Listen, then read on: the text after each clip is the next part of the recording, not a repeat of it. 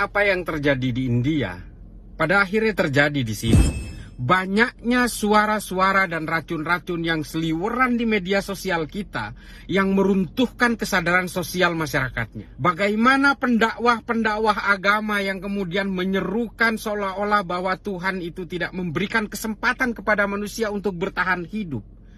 Bagaimana kemudian mereka memaksakan umatnya untuk tetap datang ke rumah-rumah ibadah dengan alasan lebih takut kepada Tuhan daripada penyakit. Ini kan hal-hal seperti ini kemudian yang merusak di India.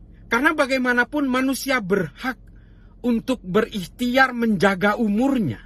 Mati pasti. Nah, menghindar dari virus COVID, berhati-hati dalam pandemi ini adalah bagian dari upaya untuk menghindar dari kematian itu. Dan ini sangat dianjurkan oleh agama. Apa yang pernah terjadi di India itu terjadi di sini. Apa yang terjadi kemudian, kematian massal itu merajalela di India. 4.000 orang mati dalam seminggu. 400.000 orang terpapar dalam seminggu.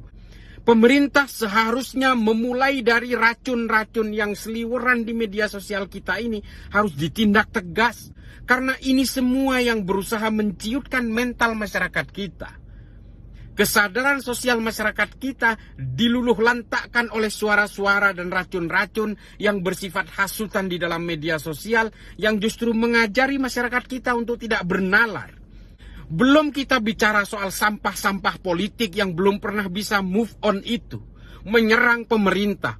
Dan kemudian di lain pihak dia berusaha untuk menurunkan kesadaran masyarakat supaya negara ini hancur, lalu kemudian demi kepentingan politik mereka kemudian akan berusaha mendegradasi pemerintah. Pemerintah di sini harus tegas, harus menindak mereka. Suara-suara toksik yang berusaha menuduh konspirasi, yang menyerang pemerintah seolah-olah tidak berupaya, seolah-olah pemerintah gagal dalam hal ini, karena kegagalan itu diciptakan oleh mereka.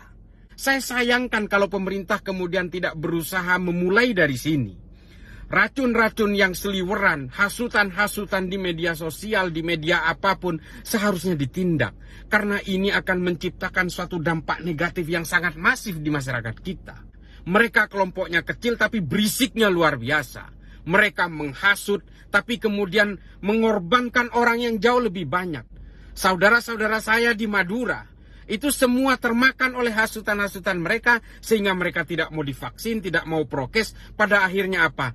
Kematian terjadi di sana-sini, dalam tempo seminggu 9 orang meninggal. Kita takut kepada Tuhan, kita mendekat kepada Tuhan. Kita takut kepada penyakit, kita menjauh dari penyakit. Semua ada caranya. Di India terjadi hal-hal yang seperti ini secara masif, yang kemudian kegagalan semua program itu terjadi dan masyarakat juga yang kemudian menjadi korbannya. Pandemi ini adalah persoalan sains, persoalan ilmu kedokteran, semua bisa dilakukan dengan cara penelitian, bisa dianalisis. Jika Anda ingin berbicara penyakit, bertanyalah kepada ahlinya. Setiap hari di media sosial isinya adalah hasutan, di lain sisi adalah berita tentang kematian. Ini kan sangat kontradiktif. Pemerintah harus bisa mengatasi dua keseimbangan ini. Yang satu harus dilumatkan, yang satu harus diberdayakan. Yang satu harus diberi fasilitas, diberi ruang untuk menyelamatkan nyawanya. Di lain pihak mereka harus ditindak. Apa yang terjadi di India sudah terjadi di sini. Kalau sampai terjadi seperti itu, habis bangsa kita. Habis saudara-saudara kita, habis orang-orang yang dikenal oleh kita, hilang satu persatu oleh pandemi dan virus COVID ini. Ini kan sebenarnya kejadian yang tidak boleh didiamkan. Marilah kita beragama, marilah kita menjunjung tinggi kemanusiaan, menjunjung tinggi perdamaian, marilah kita hidup bernegara dengan akal sehat, dengan nalar. Jangan percaya oleh berbagai sampah-sampah politik. Setiap dalam pertempuran politik, orang-orang yang kalah itu selalu menghujat dan melakukan sumpah serapah terhadap yang menang. Itu terjadi sejak zaman Yunani hingga ISIS yang kemarin.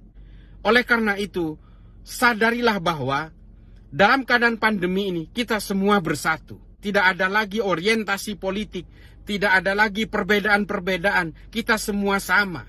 Karena semua manusia diberi ruang oleh Tuhan untuk menyelamatkan nyawanya masing-masing.